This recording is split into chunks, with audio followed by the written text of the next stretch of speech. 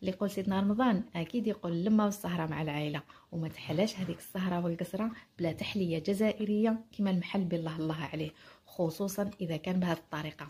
والناس اللي ما تعرفليش نقول لكم معاكم كوكيتا كيكس، لايك وابوني اذا عجبتكم الوصفه. نجيبوا اصغر فنجان شاي عندكم في البيت، راح نحطوا 7 فناجين من الحليب السائل في كاسرونه، وبنفس الفنجان راح نحطوا سكر عادي وفنجان فرينه الارز. راح نخلي لكم كامل المقادير مكتوبين اسفل الفيديو، ونخلطوهم بارد في بارد ونخلوهم على نار خفيفه حتى ياخذوا.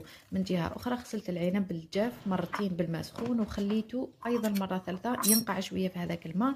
بعدها كيف قال الخليط تاعي نجيب نصف فنجان من ماء الزهر، نخلطه مليح ونضيف له هذاك العنب الجاف اللي كنت غسلته قطرته. والتزيين يبقى اختياري برشه قرفه كما امهاتنا وجداتنا كامل يحبوا، او مكسرات او عسل حر، وتبقى كامل اذواق.